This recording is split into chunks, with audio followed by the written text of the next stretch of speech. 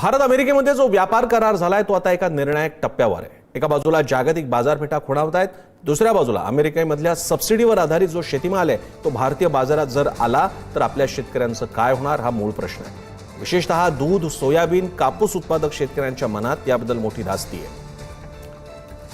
करण सिन्हा आपल्यासोबत आहेत, शेतकऱ्यांसाठी काम करत असलेले सामाजिक कार्यकर्ते। करणजी, या ट्रेड डील बद्दल सगळ्या डिटेल्स बाहेर आलेल्या नाहीयेत। कृषी क्षेत्राच्या बाबतीतली जी काळजी व्यक्त केली जाते त्या बाबतीत केंद्र सरकारने सरळ नकार किंवा होकार दिलेला नाहीये। तुमच्यासारखी जी काम करणारी मंडळी त्यांची नेमकी काय काळजी, काय भीती आहे?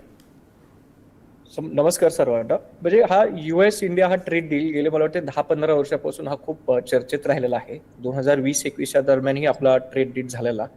पण भारत हा एक डेव्हलपिंग नेशन असल्यामुळे वर्ल्ड ट्रेड ऑर्गनायझेशनच्या अंडर आपल्याला एक डेव्हलपिंग नेशन कार्ड हे आपल्याला भेटलं जातं। पण 20-21 दरम्यान ते ट्रम्प सत्तेत असतानाच त्याच वेळेस ते काढण्यात आलं।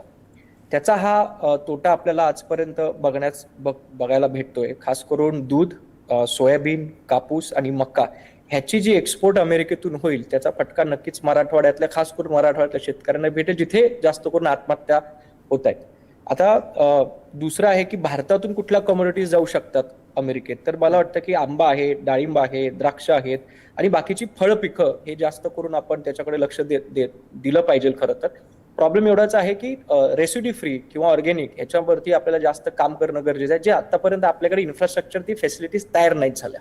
त्याच्यावरती जर काम केलं गेलं तर हा नक्की आपल्यासाठी फायदेशीर असू शकतो। पण पुन्हा एकदा जो आपला कापूस आहे, सोयाबीन आहे, कॉर्न आहे, पिस्ता आहे, आल्मंड आहे आणि सफरचंद आहेत, ह्याच्यावरती जर अमेरिकेतून मला वाटतं नाही म्हटलं तरी 25 ते 30 हजार कोटी रुपयाचा अमेरिकेतून येणारा हा शेतीमाल आहे, त्याचा फटका आपल्या भारतीय शेतकऱ्यांना, खास करून मराठवाड्यातल्या, महाराष्ट्रातल्या नक्कीच पडू शकतो।